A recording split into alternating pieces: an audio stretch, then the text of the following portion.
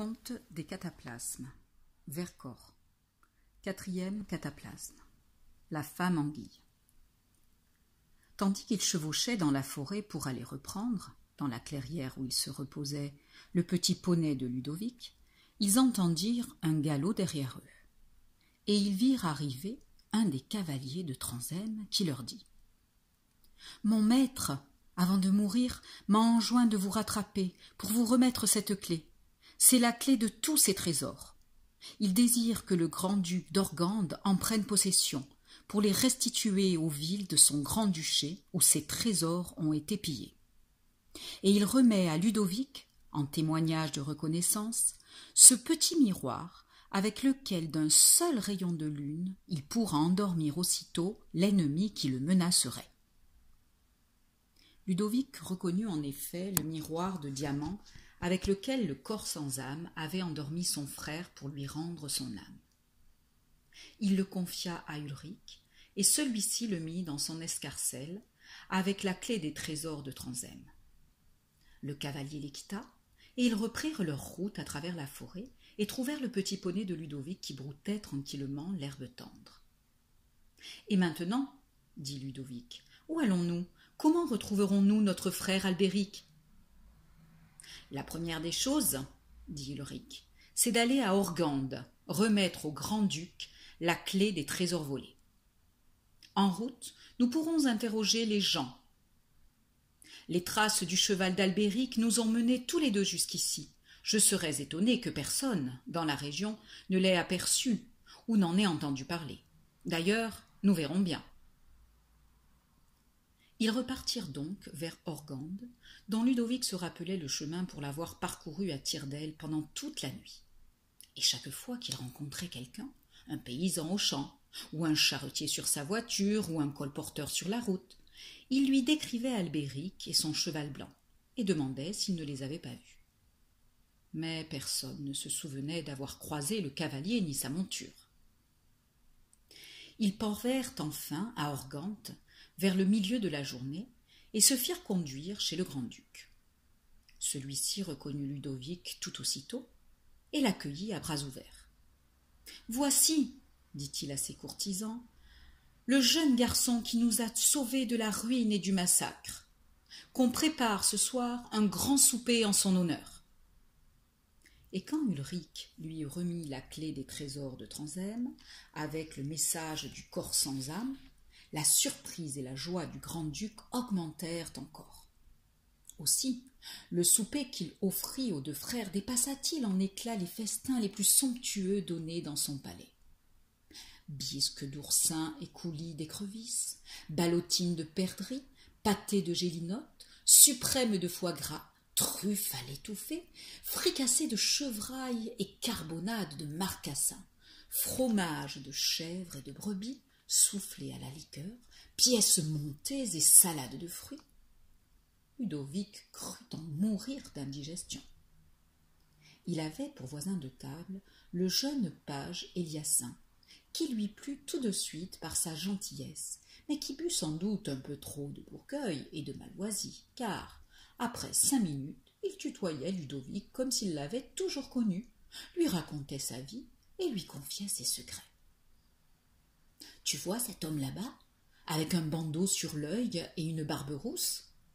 Un jour, dit-il en chuchotant, je le tuerai. » « Il t'a fait offense ? » ?»« Non, mais c'est un scélérat. »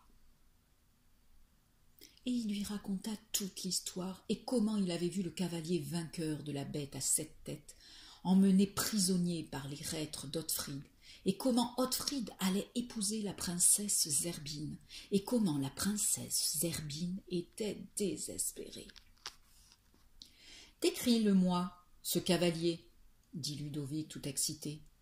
Est-ce qu'il a un cheval blanc ? » ?»« Oui, dit Eliassin. Un bouclier de bronze, un manteau rouge, des bottes de daim gris ? Oui, oui, oui, disait Eliassin de plus en plus surpris. C'est mon frère, c'est Albéric, s'écria Ludovic en retenant sa voix. Et il raconta au jeune page stupéfait comment c'est en cherchant leur frère, disparu, qu'Ulrich était tombé aux mains du corps sans âme, et comment, s'étant les cherchant ensuite tous les deux, que lui, Ludovic, avait délivré la région du terrible châtelain de Tranzème, et le châtelain lui-même d'une vie trop pesante. Maintenant, termina-t-il, il faut que nous retrouvions Albéric et parvenions à le délivrer à son tour. Mais comment faire? Tandis qu'ils discutaient sur des moyens possibles et impossibles, Ulrich et la princesse Zerbine, à l'autre bout de la table, discutaient aussi à voix basse pour que le terrible Otfried ne puisse les entendre. Et ce n'était pas avec une moindre animation. Car, au début du dîner, Ulrich s'était étonné et même un peu offusqué de voir que sa belle voisine, au lieu de sourire et de se faire aimable avec lui, comme l'eussent voulu la politesse et la reconnaissance, s'abîmait dans une sombre tristesse en poussant de profonds soupirs. D'abord, il se sentit vexé, puis intrigué, puis ému, et à la fin, il ne put s'empêcher de lui demander pourquoi elle soupirait ainsi. « Ah !»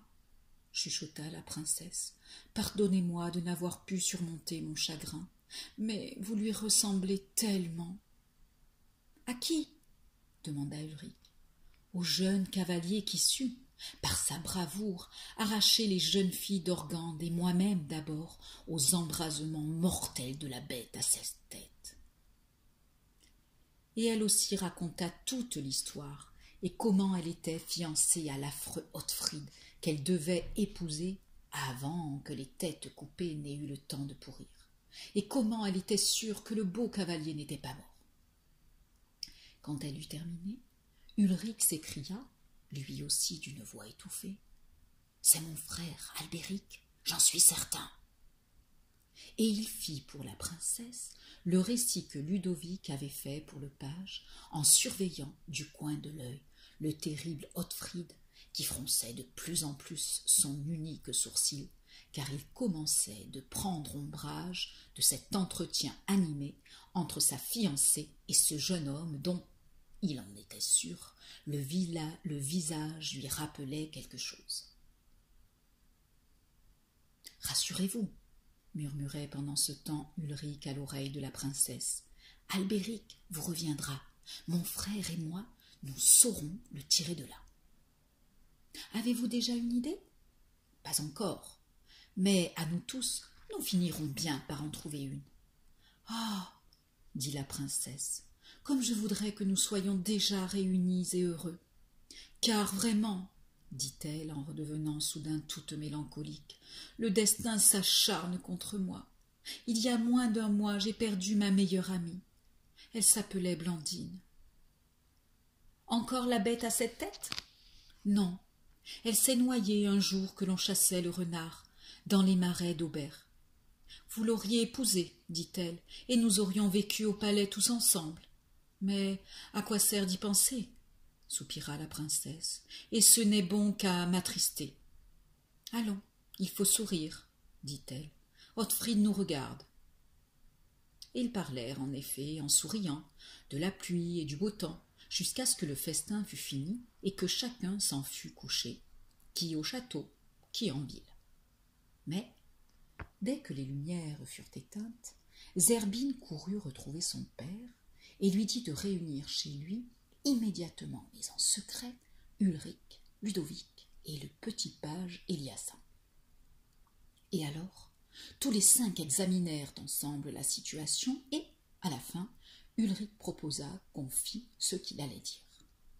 Lui, Ulrich, repartirait dans la forêt, et le grand-duc ferait ordonner par tous ses héros, dans toutes les villes du grand-duché, afin qu'Otfried en fût informé lui aussi, que les rues et les monuments fussent partout pavoisés en l'honneur du messager porteur de la clé des trésors de Tranzème.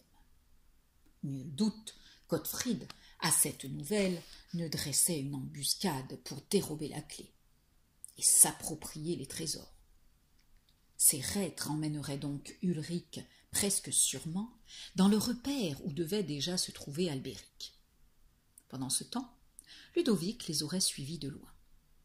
Et ainsi, quand on aurait su où se trouvait le prisonnier, rien ne serait plus simple que d'y envoyer les hommes d'armes du grand-duc pour les délivrer tous les deux. Mais le grand-duc secoua la tête avec tristesse et dit que ce n'était pas possible. Il répéta qu'Ottfried et ses compères étaient considérés par toute Organde, et d'abord par la garde et par ses capitaines, comme les héros vainqueurs de la bête à 7 têtes, et que personne n'obéirait s'il était ordonné de leur faire quelque tort. Dans le silence consterné qui suivit ces paroles, Ludovic dit qu'il avait une autre idée, et que c'était simplement de faire le contraire. Au lieu d'Ulric, ce serait lui qui se ferait faire prisonnier. Cela d'ailleurs vaudrait mieux, il était le plus jeune. Les reîtres se méfieraient moins et prendraient moins de précautions. Et Ulric, qui les aurait suivis de loin jusqu'au repaire où Albéric était captif, aurait levé à Organde quelques mercenaires à sa solde, et ainsi c'est la troupe d'Ulric, et non la garde d'Organde, qui viendrait les délivrer. Mais le jeune page dit que si quelqu'un devait se faire prisonnier, ce n'était ni Ulric, ni Ludovic, mais lui-même, Eliassin. Car c'était sa faute si tout cela était arrivé. Puisqu'il avait conduit Albéric jusqu'au repaire de la bête à 7 têtes, et qu'au lieu de rester avec lui, il avait eu peur et s'était sauvé. Il dit qu'il voulait se racheter de sa poltronnerie et supplia le grand-duc de lui accorder cette faveur. Le grand-duc accepta, mais Ludovic ne voulut pas le laisser seul, et c'est pourquoi, le lendemain matin, les deux jeunes amis repartirent à cheval pour la forêt. Pendant ce temps, tous les héros du grand-duc d'Organde annonçaient leur arrivée prochaine avec la clé des trésors de Tranzème. Et de fait, Ludovic portait une clé presque pareille à celle des trésors que le serrurier du palais avait fabriquée pendant la nuit, mais où il manquait une dent, de telle sorte qu'elle tournerait dans la serrure du grand coffre où les trésors étaient enfermés, mais qu'elle ne l'ouvrirait pas. Et ainsi, Ottfried s'entêterait sûrement à essayer de faire fonctionner la serrure avec cette mauvaise clé, ce qui gagnerait du temps. Et en effet, tout se passa comme on l'avait prévu. Quand Ludovic et son ami sortirent de la forêt, ils furent aussitôt entourés par les reîtres d'Ottfried, fouillés jusqu'à ce qu'on trouvât la clé, et, tandis qu'Ottfried filait à toute allure avec quelques-uns de ses hommes vers le château de Tranzème, les autres emmenaient le page et Ludovic, ficelés comme des saucissons, vers les tours en ruine où ils avaient déjà emmené Albéric. Ulric les suivait de loin, en prenant soin qu'on ne l'aperçût pas. Ils arrivèrent le soir dans les ruines. Ulric retourna vers Organde, tandis qu'avec Eliassin, Ludovic était jeté dans un cachot où ils reconnurent aussitôt, assis dans un coin sur la paille, Albéric qui dormait. Ils attendirent, pour le réveiller, que les brigands les eussent laissés seuls, et lorsque les deux frères se furent embrassés de tout leur cœur, les trois amis se renseignèrent les uns les autres sur ce qui s'était passé pendant tout ce temps-là. Mais quand Ludovic en vint au stratagème imaginé pour les délivrer, il vit son frère pâlir et entendit « Hélas, hélas !»« Quoi donc ?» demanda Ludovic inquiet. « Hélas !» répéta son frère en se tordant les mains. « Comment prévenir Ulric? Comment le prévenir ?»« Est-ce qu'il court un danger ?» s'écria Ludovic. « S'il revient avec ses hommes, comme tu l'as dit, après le coucher du soleil, ils sont perdus. »« Que se passe-t-il donc ? Tu as vu, dit Albéric, que ce château est en ruine. Cependant, dans les anciennes douves, il y a encore une eau profonde, pleine de miasmes et de pourriture, tellement empoisonnée que les poissons n'y peuvent plus subsister. Mais un monstre y habite. Ce monstre est une femme de la tête jusqu'à la ceinture et une anguille pour tout le reste. Dans la journée, elle se cache dans les roseaux, entre les pierres. Mais le soir, à peine le soleil a-t-il sombré sur l'horizon, elle commence à chanter. Et sa voix est si belle, si touchante, que personne n'y résiste. On ne peut l'entendre sans s'approcher, et dès qu'on arrive près de l'eau, les miasmes en sont si puissants que l'on perd connaissance. on tombe à l'eau et l'on y disparaît. C'est pourquoi je suis heureux le soir d'être chargé de chaînes. Et d'ailleurs, mes gardiens eux-mêmes, la nuit venue, s'enchaînent les uns aux autres pour ne pas succomber à la voix ensorcelante de la femme anguille. C'est pourquoi aussi d'ailleurs ils ne craignent aucune attaque, aucune surprise, car ceux qui s'approcheraient seraient aussitôt ravis par ce chant merveilleux, ne pourraient s'empêcher de céder à cet entraînement et disparaîtraient dans l'eau noire. Mes gardiens prétendent que la femme anguille se nourrit de la chair putréfiée de ceux qui se laissent prendre, car on ne les retrouve jamais. « Il faut prévenir nos amis !» s'écria Éliassin à son tour avec effroi. Mais ils eurent beau tous les trois retourner cette question dans tous les sens, ils ne lui avaient pas encore, quand la nuit fut venue, trouvé une réponse. De sorte que, pendant ce temps, Ulrich, sans se douter de rien, approchait des ruines avec sa petite troupe qu'il n'avait pas eu grand mal à réunir, car, dès qu'ils eurent appris l'intrépide dévouement d'Éliassin, les jeunes pages du palais s'étaient tous portés volontaires. Tandis qu'ils suivaient la rive d'un étang, à quelque distance encore du vieux château, Ulrich entendait une voix plaintive qui s'élevait dans les eaux. Elle chantait. « Qui que tu sois, passant, arrête-toi, entends ma triste complainte. » Et d'abord Ulrich voulut passer sans s'arrêter, afin d'aller sans tarder délivrer ses frères. Mais il entendit encore. « Ne verrai-je venir personne pour secourir une pauvre ensorcelée ?» Et Ulrich se dit qu'il ne pouvait pas abandonner quelqu'un qui demandait secours d'une voix si touchante. Il s'approcha et vit que celle qui chantait était une petite grenouille toute fraîche et toute verte sur une feuille de nénuphar. « Est-ce donc toi qui chantes ?» demanda Ulrich étonné. « C'est moi, » dit la grenouille, « et depuis des jours et des semaines que je chante tous les soirs. Tu dois être le premier passant à m'avoir entendu. En tout cas, tu es le premier à t'être arrêté. Où vas-tu ? » ?»« Dans les ruines là-bas. Mes deux frères y sont prisonniers. »« Dieu du ciel !» s'écria la grenouille. « Si tu y vas, tu seras ensorcelé toi aussi, changé en grenouille comme moi, ou plutôt en crapaud, puisque tu es un homme. » « Tu étais donc une femme ? » ?»« Hélas, j'étais la demoiselle la plus riche d'Organde, la fille du premier ministre. Mon père me croit morte, et j'ai bien peur qu'il ne meure lentement lui-même de chagrin. »« Que peut-on faire pour t'aider ?» demanda Ulrich tout ému. « Ah, dit la grenouille, je me le demande, car celui qui voudra m'aider risquera le même sort que moi. Il y a quelques semaines déjà que, suivant une chasse au renard, je me suis égarée. La nuit tombait. J'aperçus les ruines où tu vas. J'eus la mauvaise idée d'y aller chercher refuge pour attendre le jour. Comme je m'approchais des anciennes douves où dort une eau croupie, j'entendis un chant admirable, une voix plus qu'exquise qu'il n'est possible d'imaginer. Je ne pus résister au désir d'aller l'entendre de plus près, et plus j'avançais, plus elle m'attirait. Je ne pus pas même m'empêcher d'entrer, malgré moi, dans l'eau jusqu'aux genoux, au milieu des roseaux d'où venait cette voix. Et là, je vis qui chantait, une femme très belle, mais dont la moitié du corps avait la forme d'une anguille. Je fus prise de peur, mais il était trop tard. De l'eau montait une odeur puissante, si puissante qu'elle m'étourdit. Ma tête tourna et je m'évanouis. Quand je me réveillai, j'étais une grenouille, car la femme anguille ne se nourrit que de bêtes des eaux, et c'est pourquoi elle change aussitôt ses proies en crapaud ou en grenouille, selon que c'est un homme ou une femme. Heureusement, elle les garde longtemps avant de les manger, afin qu'ils engraissent. Et un soir, j'ai pu me sauver et me réfugier dans cet étang.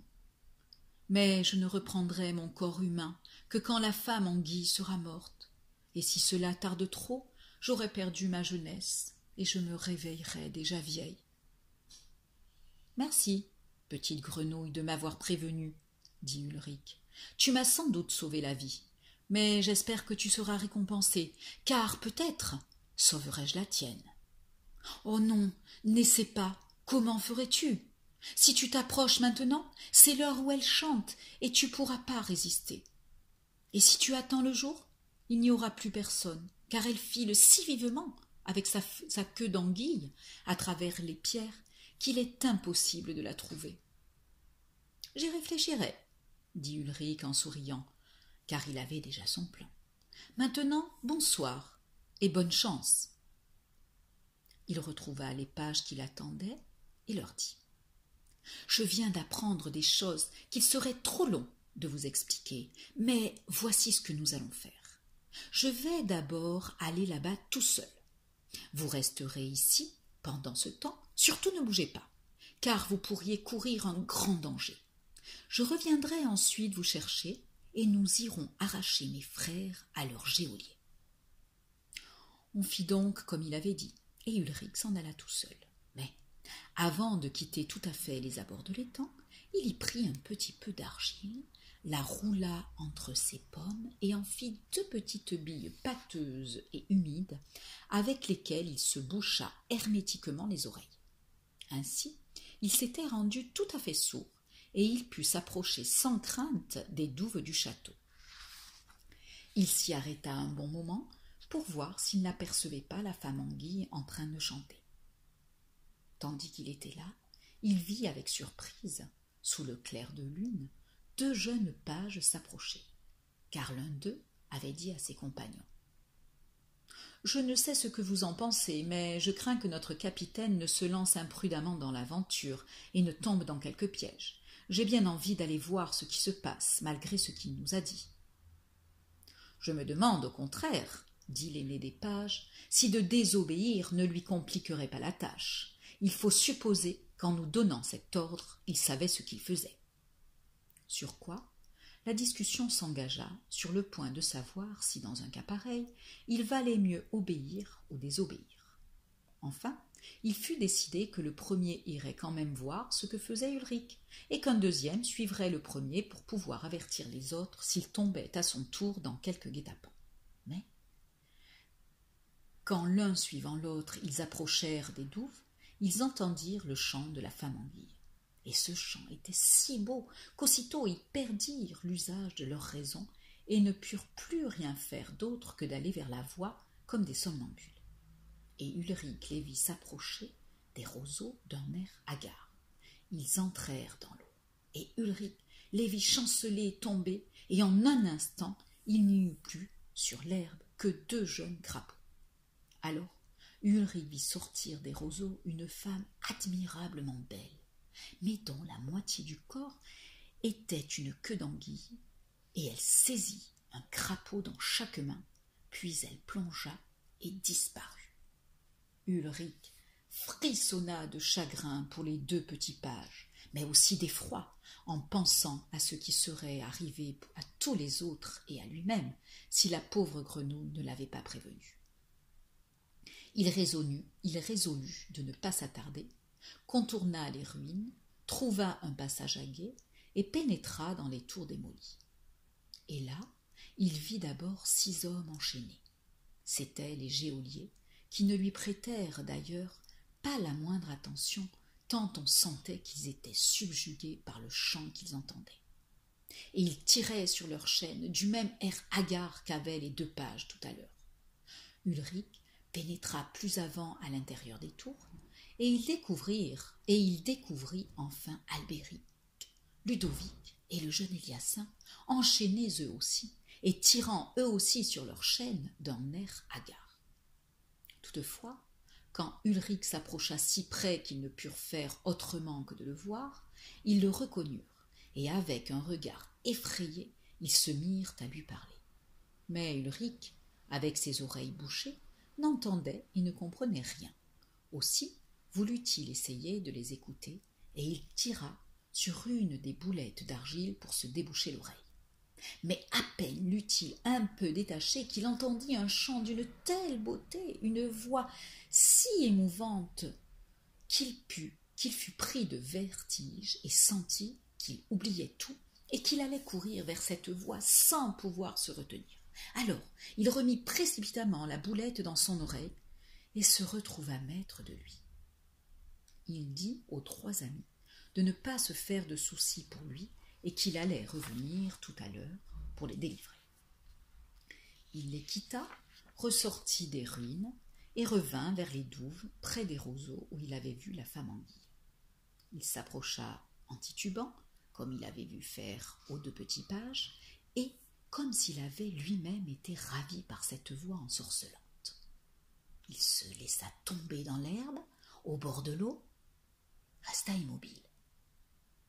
Et au bout d'un instant, il vit dans les roseaux la femme anguille qui s'approchait. Alors, il se redressa et dit d'une voix moqueuse. « Bonsoir, la belle. Comment va? L'eau est bonne ?» Dans sa surprise, la femme anguille s'arrêta de chanter. Ulrich déboucha discrètement une de ses oreilles et entendit. « Qui donc es-tu, toi, qui peux m'entendre chanter sans succomber ?»« Oh, tu sais, dit-il, tes chansons, moi, ça ne m'impressionne pas, car je suis possesseur d'une muraille magique qui chante tout aussi bien. »« Un mur qui chante? Tu te moques de moi, dit la femme anguille. « À 4 pas d'ici, je te le fais entendre, dit Ulrich. Et comme elle était femme, elle éprouvait envers cet homme qui la bravait à la fois de la colère et de l'admiration, car c'était le premier qui ne succombait pas. Et même, elle n'était pas loin de tomber amoureuse de lui. Et comme, de plus, elle se sentait en même temps jalouse de ce mur qui chantait, et curieuse de savoir si c'était vraiment vrai, sans se faire prier, elle suivit Ulrich le long des ruines jusqu'au bout des douves où il n'y avait plus d'eau. « Je ne peux pas aller plus loin, dit-elle. « Qu'à cela ne tienne, je vais te porter, dit Ulrich. Et il prit la femme anguille sur ses bras et grimpa sur un rocher qui surplombait les douves en face du plus haut mur qui restait de ce vieux château. Et là, il aurait pu la précipiter en bas du rocher, mais elle était si belle qu'il n'en trouva pas le courage. Simplement, il la reposa sur l'herbe et appela vers le mur. « Oh, oh, oh, oh !» Et l'écho aussitôt lui renvoya son cri. « Oh, oh, oh, oh, oh !»« Tu vois, dit Ulrich, comme mon mur répond quand je l'appelle. Chante-lui une de tes chansons, et il te répondra aussi par une chanson tout aussi belle. » Alors la femme anguille enfla la poitrine pour chanter, et Ulrich reboucha bien vite son oreille pour ne pas l'entendre et succomber. Et la femme anguille lança une de ses vocalises. Do, mi, sol, mi, do. Et naturellement, le mur lui renvoya sa vocalise en écho. Do, mi, do. De sorte que aussitôt elle fut ensorcelée par cette voix si pure et si belle, et qu'irrésistiblement attirée, elle rampa en avant sur sa queue d'anguille. Et elle lança une deuxième vocalise, le mur la lui renvoya, et toujours irrésistiblement elle rampa encore un peu plus vers ce chant admirable. Et quand, toujours chantant, elle parvint au bord du rocher, elle ne put s'empêcher d'avancer encore, de sorte qu'elle glissa et s'abattit dans l'eau des douves de si haut, elle perdit connaissance. Tout aussitôt, Ulrich dégringola de son rocher aussi vite qu'il put. Il prit la femme anguille sur les épaules et l'allongea sur la rive. Et ainsi endormie, elle paraissait encore plus belle. Mais il savait que cette beauté était un leurre sous lequel se cachait un monstre, et il pensa à la pauvre grenouille, aux 2 jeunes pages et à tous ceux qui succomberaient encore à ce charme mortel. Alors, il détourna la tête. Sans regarder, il sortit de son fourreau son long couteau de chasse, et sans regarder, il poignarda le monstre au cœur. Il sentit sous sa main un frémissement terrible. La queue d'anguille fouetta l'air et le frappa à l'épaule d'une telle force qu'il en fut presque renversé. Enfin, après un dernier frémissement, le monstre resta immobile. Et, s'étant retourné, Ulrich vit que, tout ce corps superbe se fripait et se couvrait de plaques et d'écailles, que le visage, un moment plus tôt encore si pur et si beau, le front, les paupières, les joues devenaient gris et rugueux. La bouche s'ouvrit dans une grimace de vipère, les cheveux se tordirent comme des serpents, et Ulrich n'eut plus devant les yeux que la figure hideuse qui se dissimulait sous cette fausse beauté. Alors, il déboucha tout à fait ses oreilles et courut chercher les pages qui, heureusement pour eux, en ne voyant revenir personne, s'étaient ralliés à une plus sage conception de l'obéissance. Chacun tira son épée, et ils cernèrent le château, et entrèrent ensemble par toutes les ouvertures à la fois. Et là, ils trouvèrent les geôliers, qui, n'entendant plus le chant ensorcelant, s'étaient enlevés mutuellement leurs chaînes et qui sautèrent sur leurs armes pour résister à cet assaut soudain. Mais Ulrich et les pages ne leur laissèrent pas le temps de dire ouf, et bientôt ils les eurent tous blessés, qui à la jambe, qui au bras, si bien que les brigands demandèrent grâce et se laissèrent de nouveau enchaîner, mais cette fois pour de bon. Quand le dernier fut entaché, Ulrich descendit au cachot et délivra les prisonniers. Quelle joie et quelles embrassades! Mais ils ne s'attardèrent pas aux réjouissances, malgré l'envie qu'ils en avaient, car dans 6 heures, Ottfried épouserait Zerbine. Il n'y avait donc pas de temps à perdre. Aussi, sans tarder davantage, chacun remonta-t-il sur son cheval, sauf 3 des pages chargés de garder les captifs, et ils s'en retournèrent à toute allure vers la ville qu'ils espéraient atteindre au matin. Mais au matin, il y avait dans une modeste chaumière une vieille femme heureuse comme une princesse, et dans un riche palais, une jeune princesse malheureuse comme une pauvre vieille. Et la première, c'était la chère maman Bathilde, car elle avait vu enfin l'eau des 3 puits s'éclaircir comme de l'eau de roche, et elle avait compris que ses 3 fils étaient hors de danger. Aussi attendait-elle maintenant leur retour avec impatience, mais sans trop d'inquiétude. Tandis que la seconde, c'était la princesse Zerbine, qui, d'heure en heure, s'enfonçait dans l'angoisse, et bientôt dans le désespoir, car les noces, avec l'affreux Ottfried, avaient lieu à 10 heures, dans la plus grande salle du palais qu'on appelait la salle aux 1000 colonnes, à cause des colonnes sans nombre qui en soutenaient la voûte.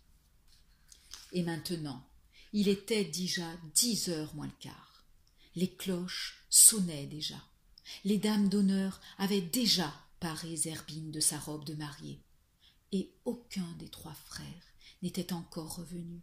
Et même là-haut, tout en haut du donjon, le plus petit page du palais guettait le bout de la route dans l'espoir de voir venir un cavalier et répondait aux messagères que la pauvre Zerbine lui dépêchait toutes les 5 minutes. Non, rien, toujours rien. Et quand 10 heures sonnèrent, toutes les cloches de la ville carillonnèrent de plus belle. Les demoiselles d'honneur vinrent chercher la princesse et l'emmenèrent dans la salle des 1000 colonnes, où l'évêque d'Organde attendait les futurs époux pour les unir. Pendant ce temps, Ottfried traversait Organde sur son cheval, avec son bandeau noir sur l'œil et sa grande barbe rousse au vent, et la foule l'acclamait comme un libérateur. Mais il était de mauvaise humeur, car il n'avait pas pu ouvrir la serrure du coffre au trésor, et pour être à l'heure à son mariage, il avait dû quitter Tranzème les mains vides. Et il remuait dans sa tête de reître des idées de vengeance et de meurtre contre le grand-duc. Quant à celui-ci, il n'était pas beaucoup moins désespéré que sa fille, car il avait beau chercher par quel moyen retarder encore ce mariage détestable, il n'en trouvait aucun. Cependant, les 3 frères et le page Éliassin, après avoir couru toute la nuit, parvenaient en vue d'Organde. Le soleil était déjà haut dans le ciel, et ils entendirent les 1000 cloches de la ville qui sonnaient à toute volée. Et, percevant ce bruit joyeux, mais qui lui tordait le cœur, Albéric donna de l'éperon, pour galoper encore plus vite, avec Ulrich sur ses talons, Ludovic qui suivait un peu plus loin, et Eliassin, en dernier, suivi des autres pages. Ils entrèrent dans la ville les uns derrière les autres, et quelques minutes plus tard, Albéric grimpait à cheval les marches du palais ducal et passait le portail de la salle aux 1000 colonnes, où se déroulait le mariage au moment même où l'évêque d'Organde lançait à l'assistance la question d'usage en ce temps-là. Si quelqu'un connaît un obstacle à cette union, qu'il le dise maintenant ou se taise à jamais. Et dans le grand silence qui suivit, quand déjà l'évêque se préparait à passer aux doigts de Zerbine et d'Ottfried les anneaux de l'alliance, une voix de tonnerre retentit au portail. C'était celle d'Albéric qui, du haut de son cheval, criait « Moi !» Après le moment de stupeur, pendant lequel, dans la grande salle aux 1000 colonnes, on aurait entendu voler une mouche, l'évêque demanda « Vous, qui, vous, et qu'avez-vous à dire ?»« Je m'appelle Albéric, » répondit-il, « et j'ai à dire, continua-t-il en désignant Ottfried, que cet homme est un imposteur, car celui qui a tué la bête à 7 têtes et qui, en récompense, a droit à la main de la princesse Zerbine avant que les têtes coupées aient le temps de pourrir, ce n'est pas lui, c'est moi. » s'écria Ottfried en éclatant de rire à travers sa grande barbe rousse. « Eh bien, si c'est toi, prouve-le donc, si tu peux. » Et, montrant les 7 têtes de tigre que ces hommes en haie d'honneur derrière lui brandissaient au bout d'une pique, « Est-ce toi qui as rapporté les têtes de la bête ?»« Ouvrez leur gueule, » dit Albéric. Et l'on vit que, dans les gueules ouvertes, il n'y avait qu'un grand trou déchiré. « Où sont les langues ?» dit Albéric d'une voix forte, mais naturellement, personne ne répondit. « Et maintenant, cria-t-il, dis-nous qui a tué la bête, celui qui a les têtes ou celui qui a les langues ?»« Celui, commença Ottfried en bégayant, mais le grand-duc l'interrompit. « Celui qui a les langues, car comment aurait-il pu couper les langues après qu'on a emporté les têtes ?» Et il demanda « Où sont-elles » Alors, Albéric sortit son mouchoir de son escarcelle et il en tira les 7 langues fourchues qu'il brandit dans son poing comme les flammes d'une torche. Voyant cela, Ottfried poussa un hurlement de rage et il dégaina sa grande épée, criant aux autres reîtres « À moi !» Il voulut avec ses hommes se précipiter sur Albéric et sur les gardes qui, sur un signe du prince, avaient eux aussi tiré l'épée du fourreau. Et il y aurait eu sûrement une bataille sanglante si Ulrich n'avait sorti de son escarcelle le miroir de diamant du corps sans âme et renvoyé sur les assaillants un rayon de soleil. Mais comme c'était le soleil et non la lune, le rayon ne les endormit pas, mais il les rendit fous, de sorte qu'ils se retrouvèrent les uns contre les autres et qu'ils se seraient tous entretués si, profitant de ce tohu-bohu et de cette discorde, les gardes ne les avaient maîtrisés l'un après l'autre, enchaînés tous ensemble et conduits en prison. Et plus tard, Ottfried, l'imposteur, fut condamné à passer au cachot le reste de sa vie. Naturellement, la cérémonie du mariage fut interrompue, et pendant 8 jours, toute la ville ne parla que de ces événements extraordinaires. Zerbine et Albéric étaient heureux, comme personne ne le fut jamais. Mais Ulrich était triste, car malgré lui, il ne pouvait s'empêcher de penser à la petite grenouille. Qu'était-elle devenue ?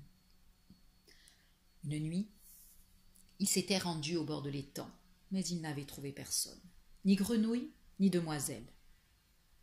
Et le jour des fiançailles de Zerbine et d'Albéric, tandis que les 2 jeunes gens, au balcon du château ducal, répondaient au hurrah de la foule, Ulrich se tenait près d'eux, en s'efforçant de sourire, mais sans pouvoir retenir quelques soupirs chagrins. Et, tandis qu'il soupirait ainsi, il entendit, venant d'une chambre éloignée, une voix de jeune fille, accompagnée par la guitare. Et cette voix chantait. Quand donc me reviendra ce passant secourable, si jeune et si capable? Ah, qui me le rendra? Et c'était une voix qu'il connaissait si bien qu'Ulrich se précipita à travers les salles du palais. Mais il avait beau ouvrir les portes les unes après les autres, il ne trouvait partout que des chambres vides. Il commençait à se désespérer quand il entendit 3 éclats de rire derrière lui. Et s'étant retourné, il vit une tenture qui remuait dans le courant d'air. Il secoua la tenture. Derrière elle, il y avait une porte grande ouverte. Il entra dans une très belle chambre et trouva là une jeune fille inconnue, mais jolie comme un cœur. Et jouant à ses pieds de la guitare, les 2 petits pages qu'il avait vus pour la dernière fois changés en crapauds. Tous les 3 riaient de plaisir en le regardant. Naturellement, Ulrich n'eut pas besoin de demander à la jeune fille qui elle était.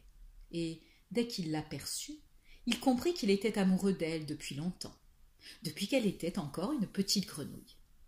Ils tombèrent dans les bras l'un de l'autre, et quelques minutes plus tard, la jeune fille présentait le jeune homme à son père, le Premier ministre. Ulrich lui demanda aussitôt la main de sa fille, qui s'appelait Blandine, et alors il se souvint que la princesse lui avait dit d'elle. C'était ma meilleure amie. De sorte que, 15 jours plus tard, Albéric, avec la princesse et Ulrich, avec Blandine, se marièrent le même jour dans la cathédrale d'Organte. Le grand-duc avait invité au mariage la vieille maman Bathilde, et il en fit ensuite la dame d'honneur de la grande duchesse.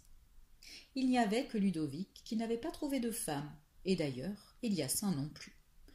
Mais ils étaient encore beaucoup trop jeunes pour songer le moins du monde à se marier, tandis qu'ils étaient à l'âge où l'on noue des amitiés qui durent toute la vie. C'est ainsi que Ludovic se fit d'Éliassin un compagnon comme il n'en avait jamais eu. Ils se seraient jetés au feu l'un pour l'autre, et leur affection était si touchante que plus tard on en fit des chansons. Et la vieille maman Bathilde était si fière de ses fils, heureuse qu'ils fussent estimés et rassurés, que ses aînés eussent fait un bon mariage. Et moi aussi, je me sentais tout content, parce que, arrivé là, ma mère libérait ma poitrine de la dernière compresse à la moutarde, et que, cette fois, j'en avais fini pour de bon avec les cataplasmes. Au moins, jusqu'à ma dernière bronchite.